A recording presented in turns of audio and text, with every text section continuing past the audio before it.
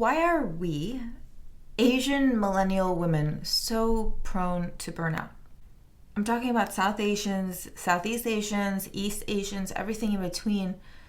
And I've been thinking about this ever since I quit my job at Johnson & Johnson. And since I quit and made that video around why I quit, several other Asian Americans have told me their stories.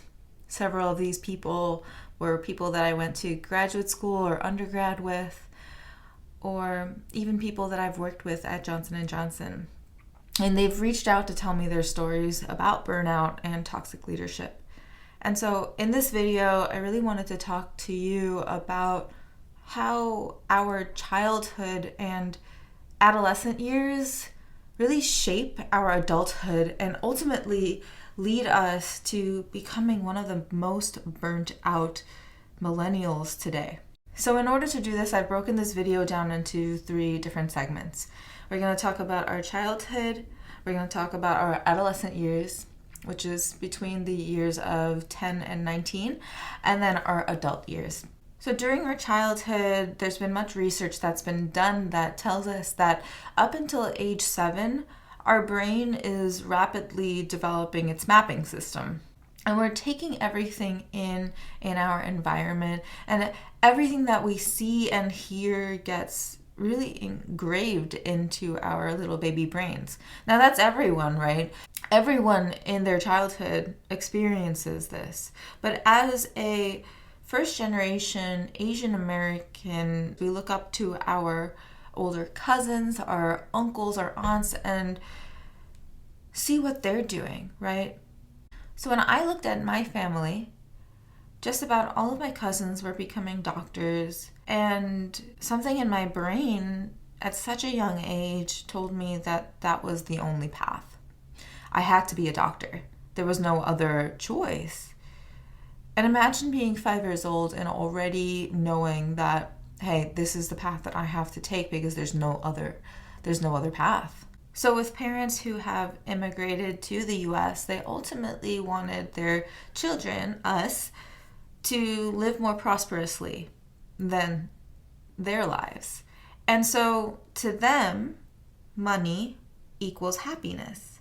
And this is something that makes so much sense to us, right? They've really endured very hard situations to get to where they are right now in the US, leaving hard situations out in India, out in Asia, and coming to the US to have them to live the American dream. And this video is not to bash any of our parents. They are doing the best that they can, and they did the best that they can with the resources that they had at the time. And so when I say that money is happiness, the main goal for them, for their children, was to have children that grew up into professions that would bring in that money. And so throughout my childhood, I was asked, what kind of doctor do you want to be? And so that was my starting point. What kind of doctor did I want to be? Now, to change topics from career and profession, we also, as children, start to internalize the way that our parents act with each other, right? Something that was big in my family was that love and affection was something that I never really saw between my parents. I never really heard I love yous. There were never any kisses or hugs. And it almost seemed like relationships were just transactional, right? You have a mom and a dad, they work together to build a life for their family, but there was no other emotional aspect around it. And so that's when love and affection and showing those emotions started to become almost a weakness for me. So during my childhood, another thing is that fear was a tactic that my family would use to get me to do things. And an example of that would be, make sure to put on your seatbelt or the cop is going to come and get you and bring you to jail. Examples like that. And so a lot of my goals and the things that I did in my childhood started to be motivated by fear. Now, all of the characteristics that I spoke to you about in my childhood, they were the foundation of my adolescent years, which were between the ages of 10 and 19. And so, since many Asian Americans tend to not see much emotional expression at home, we find it very hard to express our anxiety, our sadness, our fear, our love to anyone. It was mostly bottled up emotions. And when it got to be too much, we tend to explode. I remember having to run to my room to cry when things got really rough so that no one saw me be weak. And another example of that is going to see a Bollywood movie. There was a theater by us that was about 20 minutes away that we used to go and watch Bollywood movies at. And when there would be really, really sad scenes, I would get really, really upset in my body, but I was not allowing myself to cry. And so the whole theme was to be strong. And that was what we strived for, especially since I was the eldest on my mom's side of my family. Now, during these years, we also started to learn that being the best, especially in math and science, was something that we had to strive for. We were put in learning academies. Anyone remember Kumon? Yeah, doing thousands of math problems over and over and over again until it was drilled into our brains. These classes were taken on top of school, so we would be picked up from school, driven to Kumon to do another hour of math work. Forget the reading part of it, that didn't matter. And then come home to do the rest of our schoolwork. Leave a like below if you went to a learning institute like Kumon when you were younger.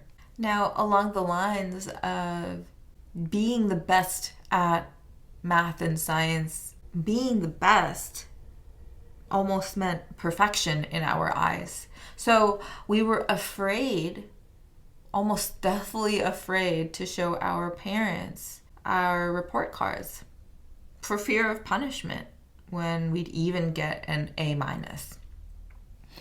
I remember telling my dad that I got a 98% on an exam, and he'd say things like, "What happened to the other 2%? Or, "Your cousin got 100% on his test, why didn't you?" Statements like these tore into my self-worth. It was almost like we were only worthy if we were perfect and were the best at everything. It was a lot of pressure. And so it starts, the pursuit of perfection. The overachiever tendencies, the workaholic tendencies, the competitive tendencies, the I have to get to my goals even if it kills me tendencies. And so these pressures push us into careers that we never chose for ourselves in the first place. Doctor, lawyer, engineer. And so now moving into adulthood and into the professional world, as an Asian American millennial woman, we bring all of these tendencies to fruition. Everything that we learned from the ages of 1 through 19 culminates into an overachieving, overworked, and competitive human with a lack of self-worth and self-esteem who is constantly trying to prove themselves. It is exhausting.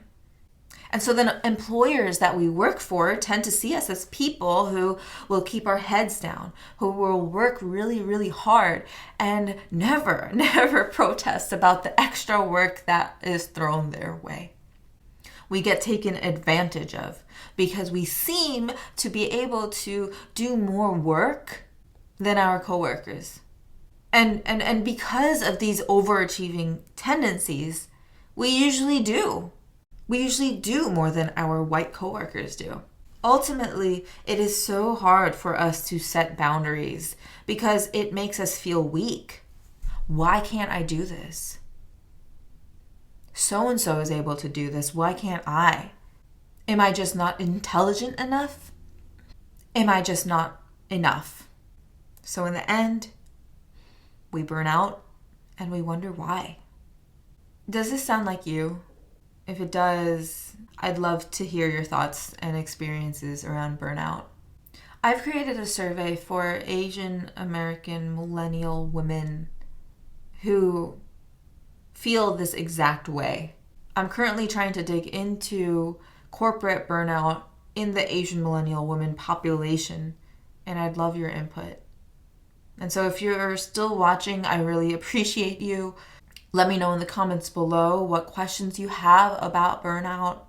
If you like this content and want to see more videos around burnout and the Asian millennial woman experience, make sure to subscribe and share this video with someone you love. Thank you so much for watching. I'll see you in the next one.